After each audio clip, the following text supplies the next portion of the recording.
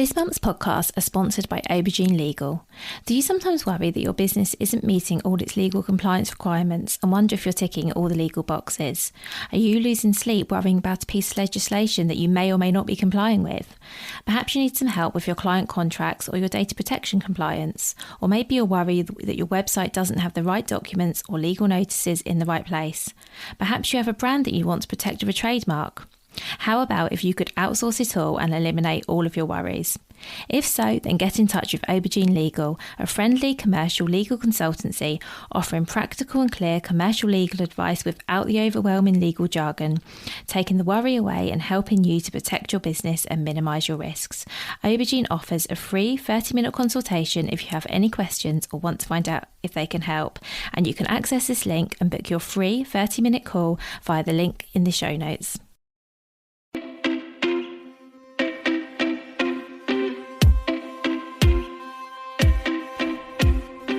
Welcome to the Bring Your Product Ideas to Life podcast. Practical advice and inspiration to help you create and sell your own physical products.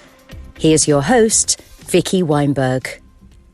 If you have ever considered launching any kind of fashion product, this will be the episode for you.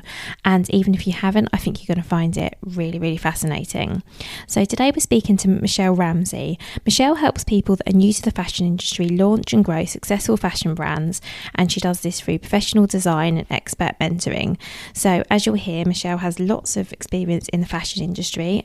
She's going to talk to us about who can create a fashion brand, how to get started, what the steps are, just so much fascinating, useful advice. So as I say, if you're looking to launch a fashion product, this is an episode you absolutely need to listen to. And even if not, I do think you'll find Michelle's experience and her story and her advice really, really useful. So I'm now going to introduce you to Michelle. So I'm so delighted to have Michelle on the podcast today. We haven't actually spoken to a fashion expert before, and fashion products are ones that I personally, don't know too much about. And so I'm so pleased we have Michelle here to share her knowledge and expertise with us. So welcome, Michelle. Hi, Vicky. Thank you for having me. And thank you for being here. So could we start by you please just giving a little introduction to yourself, and perhaps a bit about your background and how you came to be doing what it is that you're doing now? Yeah, definitely. So I've been in the fashion industry now for about 20 years.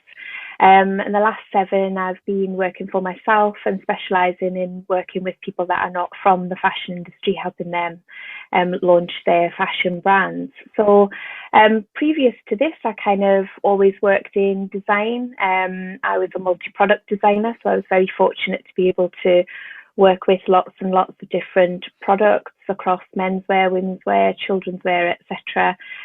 Work for lots of high street names, Arcadia Group being one of them. And then I also worked in supply for a little bit, so working third party for, again, lots of high street companies. And then, I just kind of took the risk one day. I'd always thought about branching out on my own and working for myself, and gave it a go, and I've never looked back since. Oh, that's amazing. And so now you work with people who want to create their own fashion brand, is that right? I do, yeah. And generally it's people that are not from the fashion industry, so people that are completely new to it. Maybe they have an amazing idea for a fashion brand or a fashion product that they want to launch, but they're just really unsure where to start. They have that passion, but maybe not the practical skills. Yeah, thank you for that. And it sounds very similar to what I do for brands that are looking to launch other kinds of products. So fashion isn't something that I generally help people with, because that's an area I know little about. But yeah, it sounds sort of very similar, sort of helping people through the process, really holding their hand through it. Yeah, that's fantastic.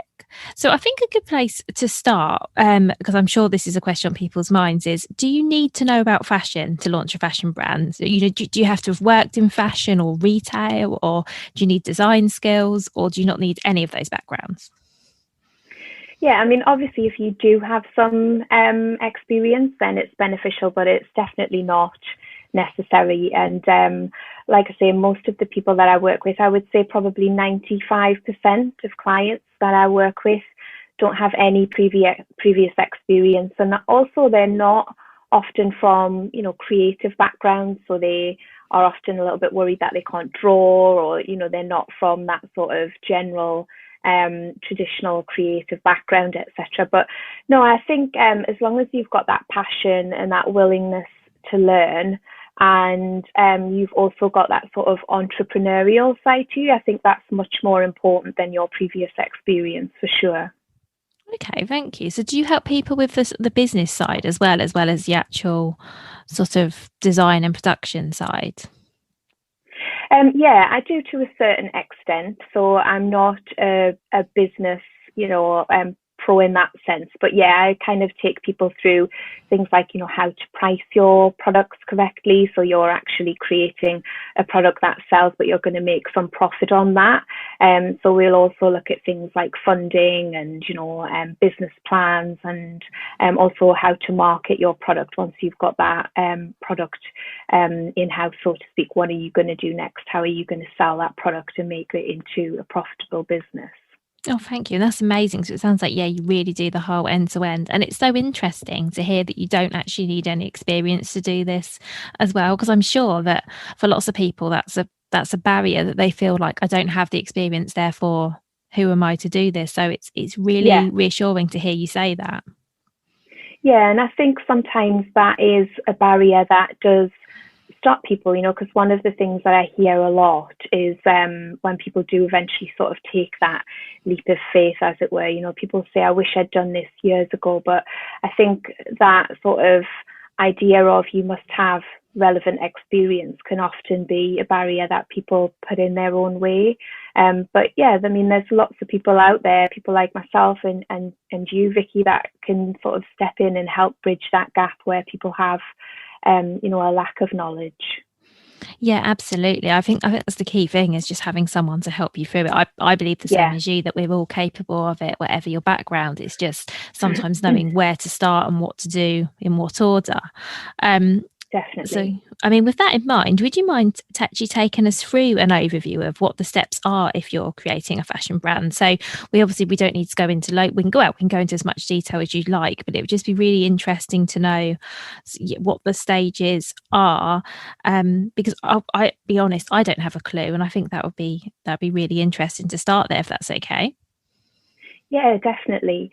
I think so I think there's sort of three main areas really, and I've sort of categorized that into plan, design, and the actual launch. So I think the plan area is something that's really worth talking about, because it's actually the initial steps that a lot of people overlook.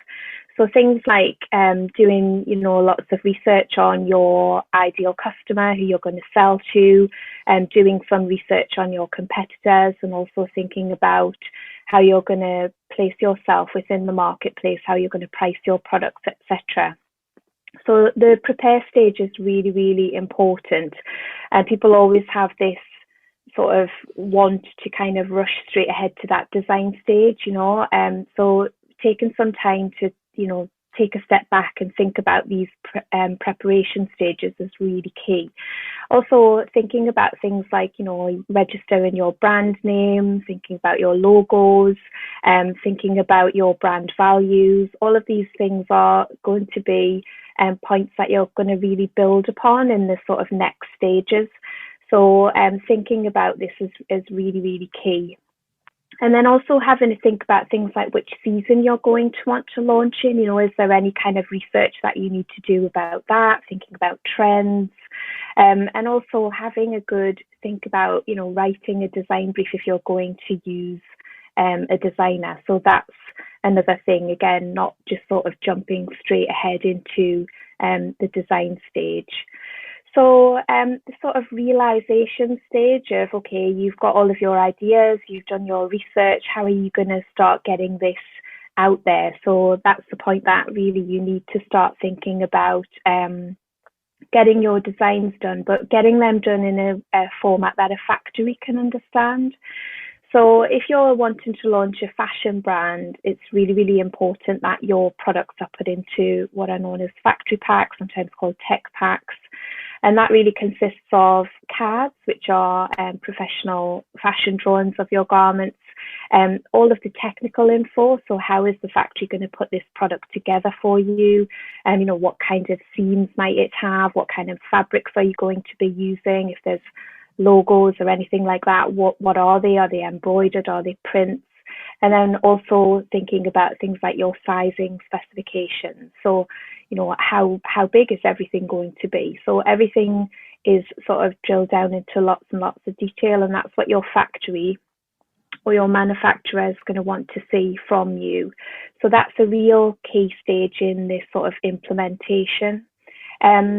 Also, is it all right if I just stop you there, Michelle? I've just got a few questions. Yeah. Is that okay? Just while we're here. So Sure. that sounds like it sounds like an awful lot of information. And so is this something, I guess what I'm trying to ask is how do you know all of this? So how would you know, as someone sort of, you want to create something and you've got this idea for a brand and some products, how would you know how it needs to be constructed and what fabric is best and how to size it? Because as you were talking, I had all these questions. I was thinking, I wouldn't know how, if we're talking women's sizing, I wouldn't know what a size 12 was, for example, measurements, and I wouldn't know what. I wouldn't know much at all, to be honest. How do you know all of this?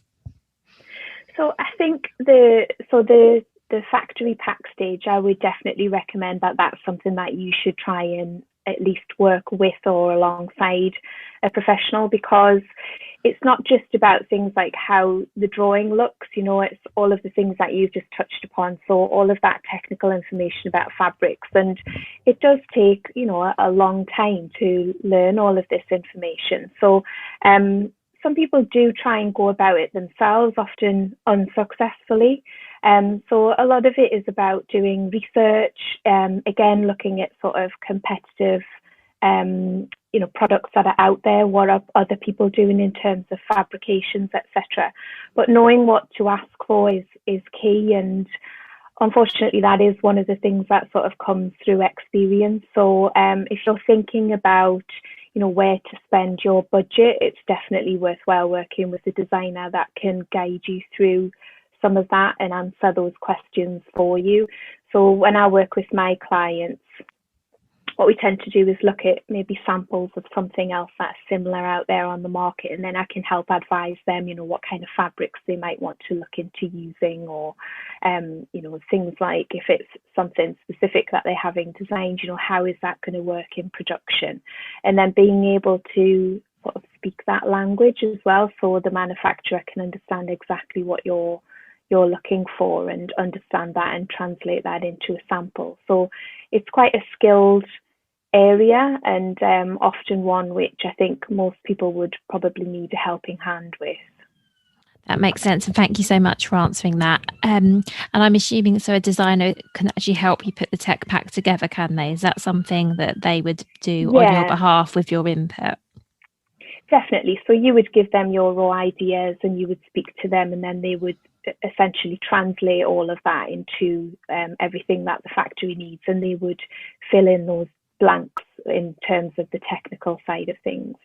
Oh, perfect. Thank you. And I'm so sorry to cut you off when you were mid-flow before, but No, I thought okay. This was something in the back of my mind. I thought, I really need to know this because it was getting a bit, it can seem overwhelming, can't it? All the things that you have to know. But that's really, but no, I think just knowing that there are people that can help you with this, I think will really put people's minds at rest. I mean, it sounds like it's something you possibly could do yourself, but having a designer, I guess, is going to make it a lot quicker and a lot more effective. Actually, you're right. And this stage can often be a stage where people will try and cut corners and approach manufacturers direct, and in my experience it's often where they waste a lot of time and money, because they kind of try to cut that stage out and think, okay, I'll maybe go ahead and speak with a manufacturer, I'll maybe send them photographs of what I'm looking for and try and put something together in terms of things like notes, etc. Try and communicate to the manufacturer what they're looking for, and it often just leads to really disastrous attempts at samples, and then people have lost maybe months trying to get something done. They've paid for samples, they don't work,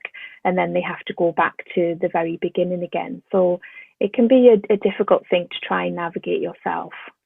And the only experience I have of this actually is I had a client who was looking for someone to make seamless leggings, seamless sportswear, but one of the things he wanted was leggings. They had to be seamless. So it's the only small bit of experience I had working with him is we quickly realised that not all factories had the capacity to make seamless garments.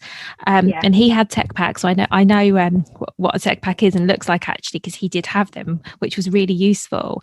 And it did mean we were able to sort of rule people out really quickly because they were able to look at the tech packs and say, no, we can't do this.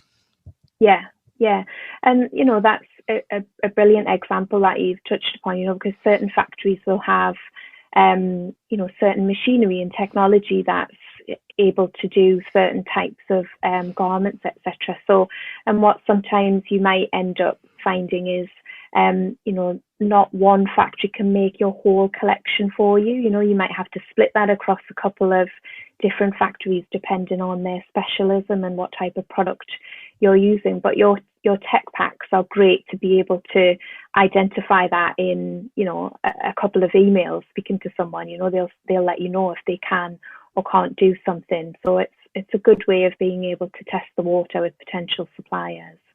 Thank you. And how comfortable should you feel with sending your tech pack out to suppliers? As in, is there a danger that somebody's going to take your information from that and run with it, or does that not happen? How do you suggest approaching that?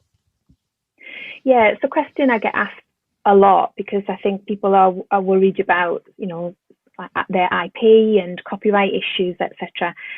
Generally, people don't want to copy you until you're famous in the fashion industry or you're doing something that sells really, really well and they think, okay, that's a great idea, we should be doing that. So you can obviously cover yourself as well with things like NDAs, and also making sure that you have copyright on your designs, etc. So there are things that you can do to try and minimize that risk. But yeah, generally speaking, factories are not, most of them are not going to run off with your ideas. It tends to be larger brands that unfortunately the copyright issues happen with. Okay, thank you for that. And I'm sorry because I've probably taken you completely off track, so I'll let you pick up where you got to.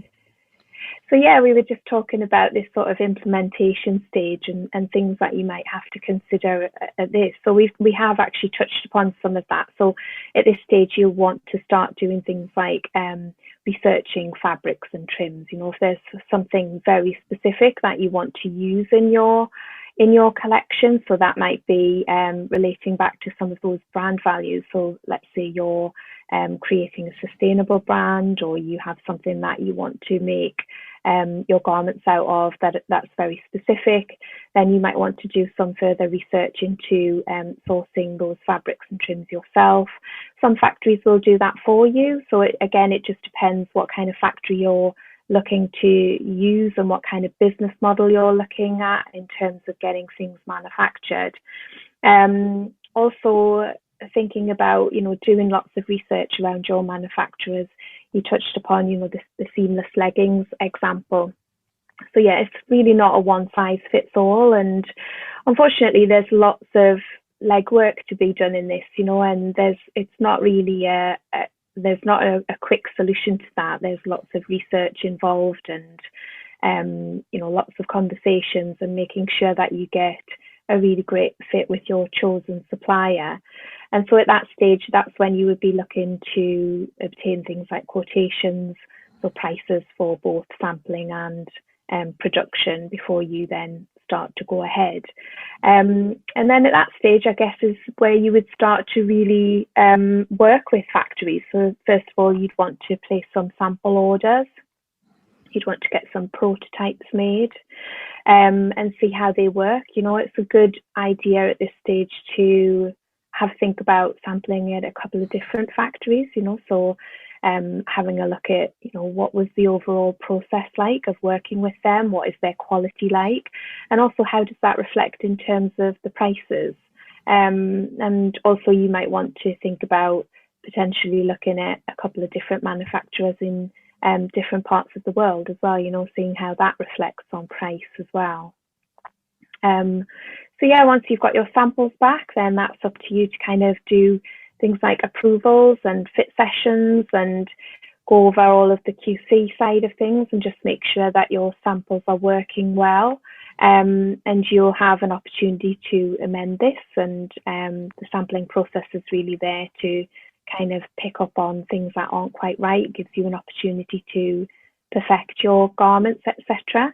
And you would feed back all of that information to the factory and then start getting your production done from there. So that's kind of like a really quick whistle stop way of having a look at how to bring something to the production stage. And then after that, you're then looking at, what happens now? You've got your product, how are you going to get that out there? So I guess that's where you would start to really think about all of your marketing side of things. So doing things like, are you going to work with influencers, or will you have brand ambassadors for your brand? Will you work on social media for some of that? So thinking about things like getting your collection photo shoot done, so you've got promotional images to send out for marketing material. You might be looking to sell third party as well, so you might be looking to wholesale your products, getting into maybe another retailer, maybe it's a small boutique, maybe it's a large retailer. Also having to think about our trade shows, something that you might go down the route of, to getting your product out there to a wider audience, and thinking about working with buyers, etc. And then also having to think about, how else are you going to extend that reach of your product? So will you get involved in things like pop-up events or retail collaborations or anything like that? It's all around building your brand awareness, really. And then sort of learning from what you have done in that first season, learning from what's worked very well and reviewing what hasn't. Well, thank you so much for that. And that's a great overview. And I know you have a download available as well, don't you, that talks through the stages? Yes, I do. That's available through my website. So you can just pop over there and there's a little pop-up that comes up. You just fill in your email address and that can get sent over to you. So yeah, it's a bit like a checklist and gives people lots of pointers. So a good understanding of what to expect if you're at the very beginning. That's perfect. Thank you. And so useful. So I'll make sure I link to that in the show notes for this episode as well, so people can find that really easily. Just coming back to the manufacturing side, if you don't mind, Michelle, I'm just really interested in your advice on sort of finding factories and whether it's similar to other products. So, do you suggest people, go to Google, or are there other ways of finding manufacturers and factories? And I guess part of that is how to know where to look, because I've been told, and you can tell me whether this is right or not, there are certain countries that do certain garments very well. So I've been told that Europe are quite good for, I think it was Portugal, I was told, was quite good for sportswear, and I've heard these things sort of anecdotally.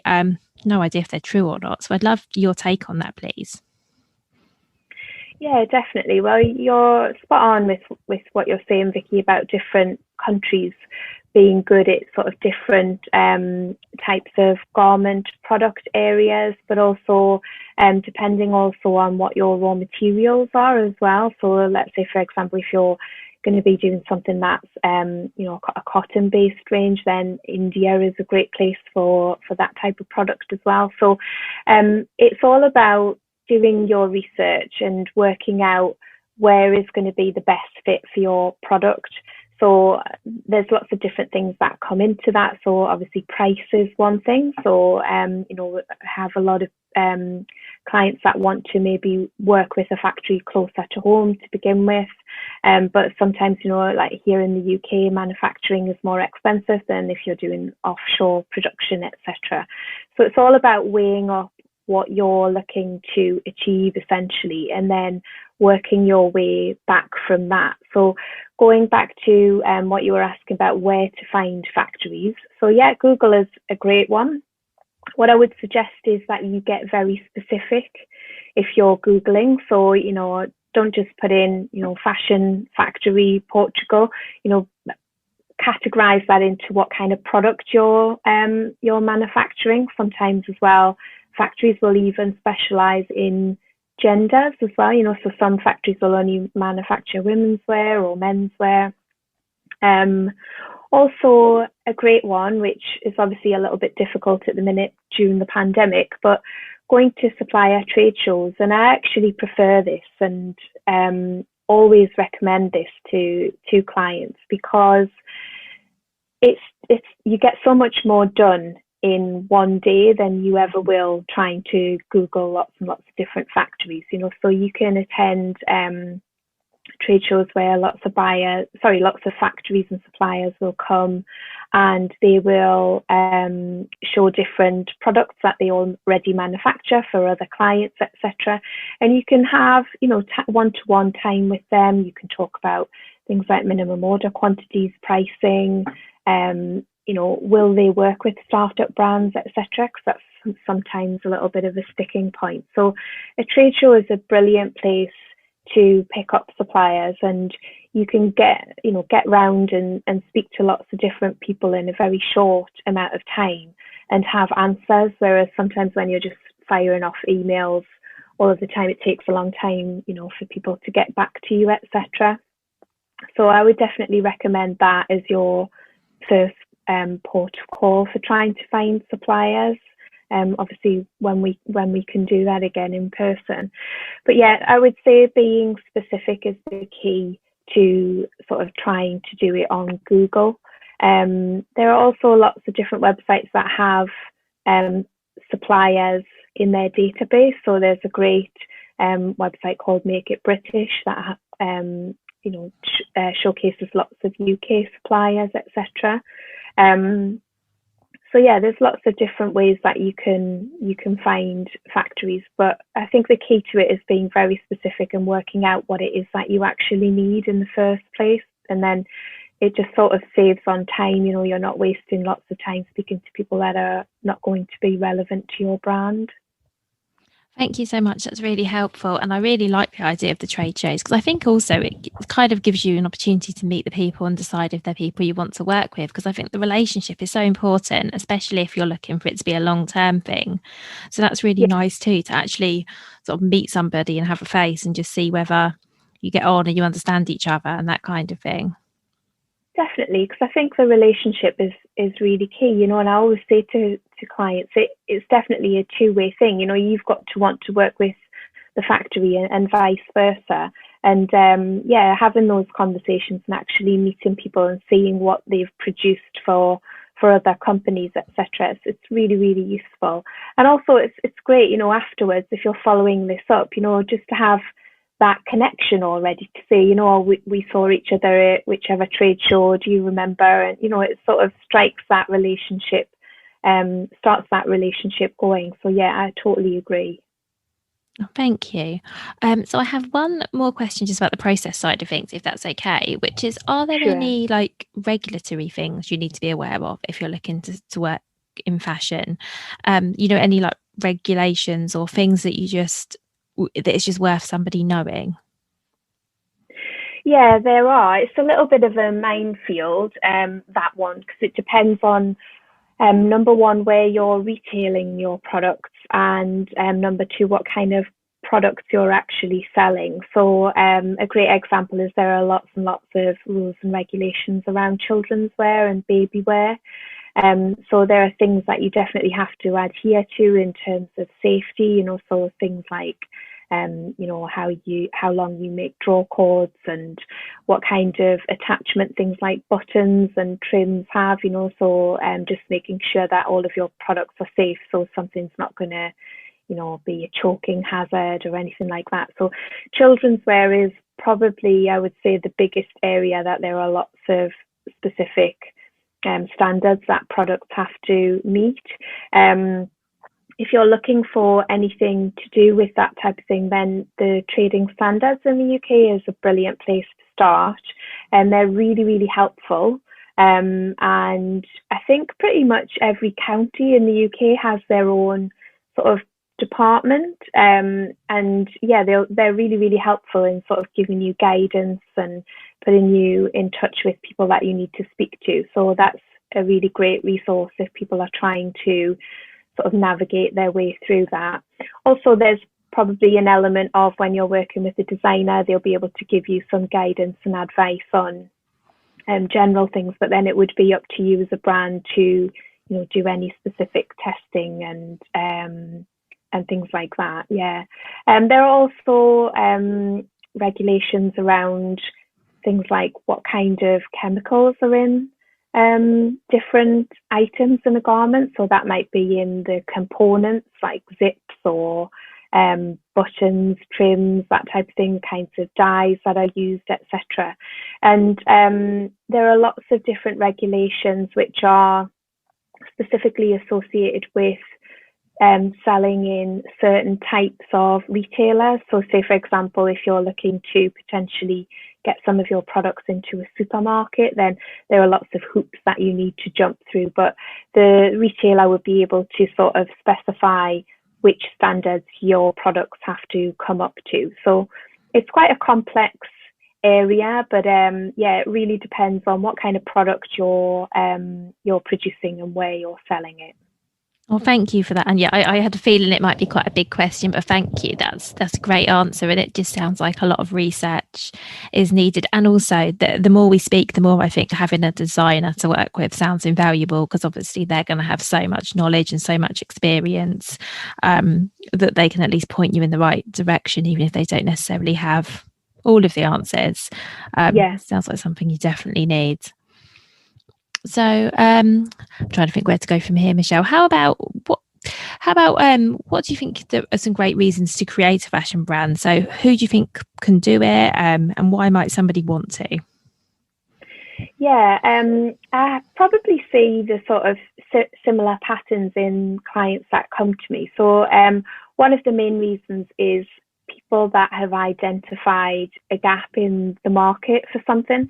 So maybe they have, they wish that they could buy something specific and they can't find it. And so that spurs them on to think, okay, do you know what? I'm going to actually create this myself. And often that also kind of spills over into a level of innovation and improvement. So maybe again, people have specific things that they want to buy, and what's currently out there in the marketplace just kind of isn't up to scratch or doesn't, do the job that they wish it did. So if you have an idea for something like a product or a brand that centers around that, and you've identified that gap in the market, then I think you're onto a winner with something, because if you've identified that gap, then there are, hundreds of thousands of other people out there that are having the exact same issue, So I love clients that have that sort of real drive and passion, because they think, I really want to be able to buy something I can't, so I'm going to do that myself. So that's one really great reason to do it. I also think that there's probably been a bit of a shift, I would say, over the last 10 years, really, in entrepreneurialism in general. So I don't know about you, Vicky, but when I was at school, self-employment, I think, was always seen as this sort of very risky move, and being employed in a 9-to-5 as being the very safe option. But I think we're kind of moving away from that, and people are seeing that there are options open to them to potentially change career or follow something, that they've had their heart set on for a long, long time, and I see these with, real passion projects all the time. People have been thinking about this in the background, and then they've decided to take that risk, and their hope and idea is that they'll potentially, change career direction and make this business into something that transforms the lives of, themselves and their families. So I think that's a really amazing result to see, clients that do that and follow that dream and kind of go through that experience of, thinking, yeah, I'm going to take this risk and I'm going to make something that's amazing out of this. And also because of recent experiences with the pandemic, etc., I think a lot of people have just sort of been reassessing what's important to them in life, so people have had a bit more time to think about things, whether that's their own personal situation. So a lot of people have kind of found themselves on furlough, or maybe they've, unfortunately lost their job or something like that, being made redundant. So I think people are now sort of seeing that general 9 to 5 being employed is maybe not the safe option after all. And this is sort of making people reassess what they really want out of life. So if there's something in the back of your mind that you really want to follow and really want to explore, then I would definitely encourage you to do that, and I'm seeing a lot of clients that are going down that route, and the pandemic's kind of been the kick up the bum that they've needed for it, so it's nice to see. That's so interesting. Thank you for that. I mean, it's really interesting and probably not surprising that it sounds like people go to you and for exactly the same reasons that I see people come to me for different kinds of products. Majority of the time, it's either something they're really passionate about, and often part of that is that it's the thing that they've wanted, that they need, and they just don't have in their lives, so they've decided to create it. It sounds, really similar. I suppose that we shouldn't be surprised by that either, because I think you kind of almost need a personal reason to sort of get behind something, because it's not an easy thing to embark on, whatever kind of product you're looking to create, whether it's a fashion product or anything else. So I guess it makes complete sense that there needs to be like a real personal drive to push through and go on with it, because it's quite a commitment.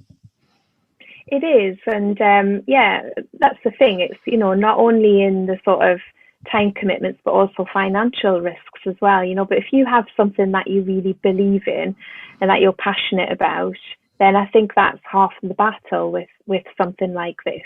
And also it kind of gives you a bit more of an edge as well, because if you're I'm not sure about other industries and products, but with fashion brands, if you're just sort of looking to do this because you want to be the next ASOS or something like that, it's very, very difficult to break into that type of market. But if you've got quite a unique product that that there's a demand for, because it's, whatever's out there is either not living up to how it should be, or it just doesn't exist, then you've definitely got that leg up on somebody that's just kind of wanting to put more of the same product out there. I definitely find that with other products as well, and I always there's a real difference often between the people who have a product they're passionate about and people who are selling something because they want to make money and they don't really mind what they're selling. They want to sell whatever's at the top of the Amazon bestseller list. And often there's a real difference to how people, I mean, you can do very well with that approach. I'm not saying you can't, but often it's not like a long-term success. Often they then have to sort of pivot and look for a different product, because maybe that product was fashionable or popular for a while, but then it becomes something else. Whereas I think if you're doing something to meet a need, then presumably that need's always going to be there, and you've got a product that meets that.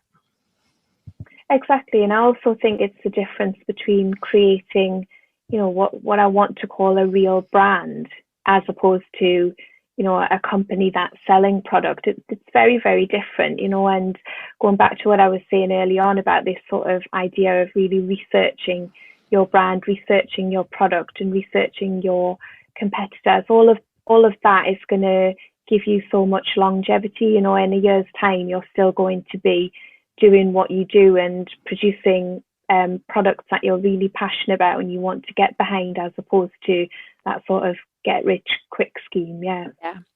I'm nodding along because a few weeks ago I interviewed a PR expert for this podcast as well, and the one thing she said that really stuck with me is about identifying sort of your why, and being able to articulate that, because she was talking about how customers can resonate if you say, I had this problem and so I created this product, whether it's a garment or something else.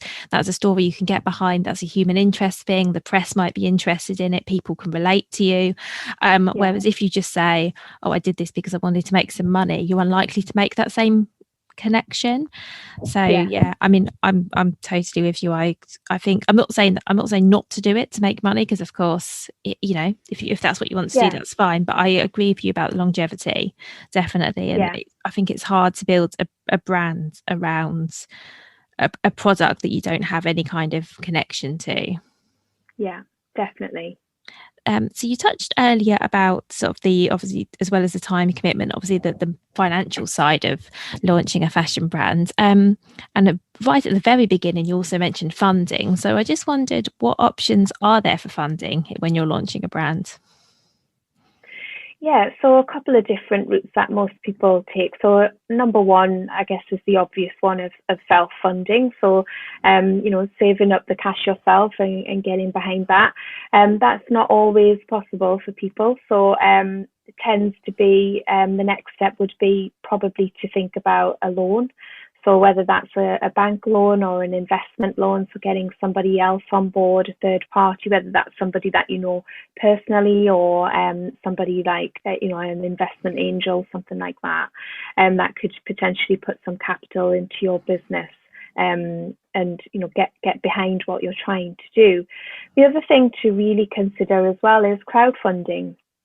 So that's becoming absolutely huge at the moment, and it is very popular amongst fashion brands. I think there's a way to go about it that sort of guarantees you a bit more success than others. And I think with anything where you're looking to get a third party interested in any level of investment, whether that's in terms of an actual investor or something like crowdfunding, I think first of all you have to show that you have a level of commitment in that to begin with. So the best way to get that interest is to actually self-fund the first initial processes. So do all of your designs and start getting into the sampling stages. So get some prototypes made, so then people can get behind your idea a bit more, because I think there's a huge difference once people can see an actual physical product and they understand what it is that you're trying to do, whether that's in terms of the quality or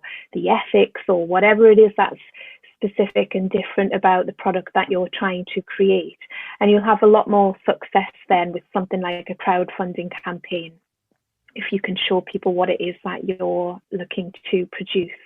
That makes total sense. And I guess as well, they can also see your commitment, and you've put in so much work so far. It also, I guess, makes it a bit more viable, because I guess something I sometimes feel about crowdfunding is you don't actually know whether the thing's going to make it to production, whatever it is. But if someone's put in so much work that they've got samples and they've gone so far, it makes it that much more likely. And I'm sure that must help with getting people to get behind you as well, because it's not just an idea. They can actually see, okay, they've put some work in, they're obviously committed to this. Definitely. And it also helps people visualize what you're trying to do, because sometimes you might have that vision, and if you're just at the design stage and you've got a brilliant idea, no matter how great that idea is, it can be hard to translate that for other people to see and to really get behind. So yeah, I agree with you 100% on that. It really does help people sort of have a bit more confidence in what you're doing. And if you don't have that confidence to think, okay, I'm going to take that risk and invest some money in this, then there's sort of questions about whether you should be asking other people to make similar risks. Absolutely. Thank you. So just a few questions before we finish off, Michelle. I'd love to know, so in what ways can you help people, and what are some of the different options people have if they listen to this and they think, actually, I'd really like to work with Michelle, I could do with some help? Yeah, definitely. So if you're at the very beginning and you're looking to launch a fashion brand, I have a program called the Fashion Startup Academy. So it's a 12-week program where you self-study through 12 modules. Right from the very beginning, so all the research side of things about your brand and your customer and your products, etc., and then learning how to do things like choose what type of factory to work with, whereabouts in the world you should manufacture, thinking about the sampling process and the production, and then things like funding and the business. And then you also get one-to-one time with me on that as well. So every week we catch up and just sort of talk through, how this works with your brand and make sure that you're progressing okay with that. So yeah, the Fashion Startup Academy, and then I also offer mentoring. So you can book in for mentoring sessions if you want to have, in-depth one-to-one about your brand specifically. So that's suitable for both startups, or if you're already an established brand, maybe you've just launched, maybe things aren't going quite as well as you want that to be. And we can have a look at, what's maybe needs addressing in your business, etc. And then the third way that I can help people is actually through the design process. So if you're somebody at the very beginning and you have lots of raw ideas and you think, okay, I really want to get some of these ideas to a factory, then I can take those raw ideas and put them into the tech packs for you. So get those into a format that a factory can understand, so you can start getting things like quotations and samples. That's amazing. Thank you. And I'm assuming everything's available via your website, so I can link to that in the show notes and people can go over and take a look. Yes, definitely. Thank you. And just one final question, Michelle, if that's okay. So what would your number one piece of advice be for somebody who's looking to start up a fashion brand? So I would probably say do your homework before you leap in, because I see time and time again people kind of just going in thinking that they can cut corners and just sort of jumping ahead of themselves. So have a plan, do your research, and go slow, because I think that's the key, kind of doing things in the right order, making sure that you've got a plan instead of just going ahead and jumping ahead and trying to do things too fast and then wasting lots of time and money. Okay, that's really helpful. Thank you. Well, thank you so much for everything that you've shared. Yeah, it's been brilliant.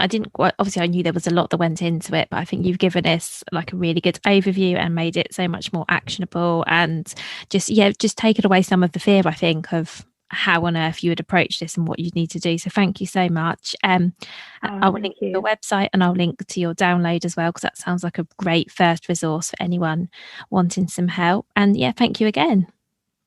Oh, thanks, Vicky.